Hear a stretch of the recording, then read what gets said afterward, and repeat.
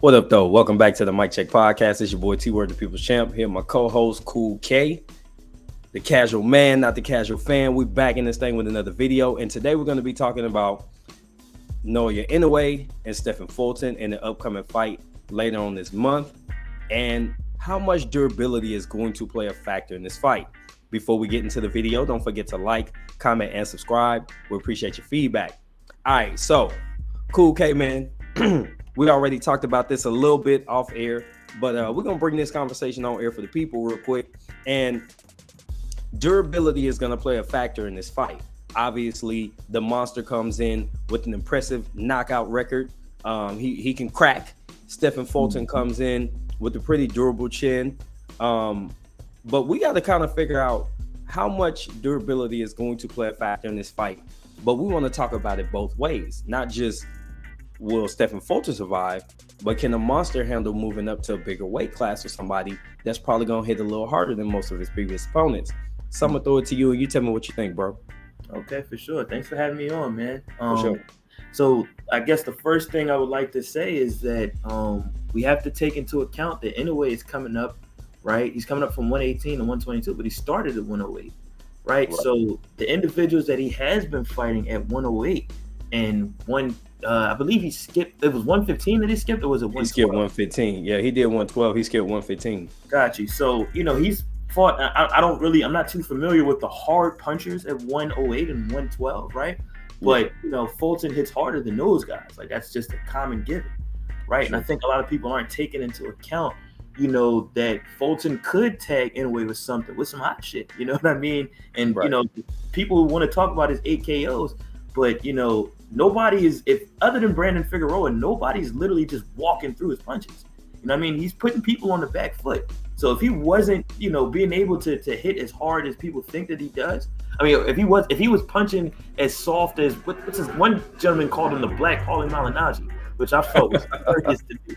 I mean, I thought that was really funny, but there's only been one person that's truly walked him down, which was Brandon Figueroa. So I mean, I think he hits hard enough.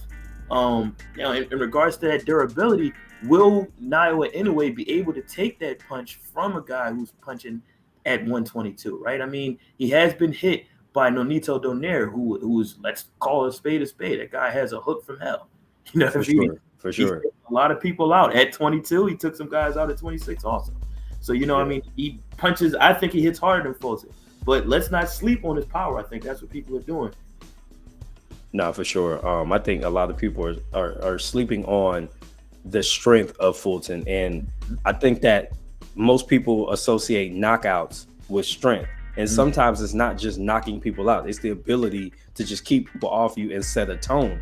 And I think that that's something that Stephen Fulton is going to be able to do. He's going to hit Inoue and he's going to have to recognize like, yeah, okay, this dude may not knock me out, but if he puts enough clean and effective punches together, the judges outside the ring are going to see this. If my head's snapping back, if my neck is twisting when I get cracked, that's going to make a difference. So I believe that to some degree, Inoue's durability is going to be tested as well. Now, something that you brought up and I want to touch on real quick and move forward is that he did face Nonito Donaire, but remember, Donaire has gone up as high as 126 and actually won the belt. So if you've competed that high, going down to 118, even though it's only 8 pounds, it's 3 weight classes, the way that you have to drain your body down in order to make it onto the scale that night can definitely change your ability to maintain punch durability and your ability to recover during the fight, because you're actually fighting at a class much smaller than you should be at. And that was just a couple years ago, just 2 or 3 years ago. So we're talking about a near 40-year-old that's draining down from as high as 126, coming down to 118. That's going to be different than a Fulton who's really comfortable at 22. His durability is, he's naturally been cutting to this weight for a good period of time. So he's comfortable. He's not sucking himself down to the point where he can't maintain when he gets hit with a big shot. So I think that that's also going to be a factor that plays into the durability aspect, that he's comfortable at the weight and he's bringing the monster up to fight him at a weight he's already comfortable at. We don't know exactly. It's only 4 pounds from 18 to 22, but we don't know if the monster's speed is going to be a little bit affected by carrying a little extra weight, even if he was struggling to make 18. So I think these are all things that need to be considered. Give me your final thoughts, bro, and we'll wrap it up. Another thing that people are not taking into account is, yes, Fulton he's been hurt a couple of times in his career, but these are guys that are fighting at 122 and 126. You know what I mean? Like it's like with Brandon Figueroa. You know what I mean? Like think about his record, right? And of course, as you stated earlier, and I'm happy that you did state this and kind of cleared the air on that. You know, just because you don't have a lot of knockouts doesn't mean you don't hit hard, right?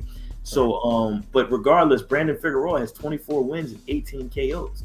You know what I'm saying? Like he may not be that guy that's hitting you with one punch and just knocking you out, other than Luis Nery, of course. You hit him with that body shot. But when you're getting, that's what people are not seeming to understand. They talk about how, it's just more so overwhelming. If you're being overwhelmed, that means the punches are hurting so bad you don't want to throw back. You're trying to shell up. You're trying to stop these punches from keep on hitting you. You feel what I'm saying? If those punches weren't hurting, you would catch and shoot, or you would get caught a couple of times, get hit maybe 3 or 4 times in the face, and then you would just swing back. But a lot of times when you're looking at Brandon Figueroa and he's punching and punching, these guys are just shelling up, and then the referee is jumping in to stop it. And that's what Fulton dealt with for 12 rounds. That's what people are not seeming to understand. So his durability is I don't know why it's being questioned this way, but that guy really has a great chin and a great body. For sure. People got to look out for that. Absolutely. Now, guys, we would love to get your thoughts on this. Let us know in the comments what you think. Is Stephen Fulton more durable than he's being given credit for?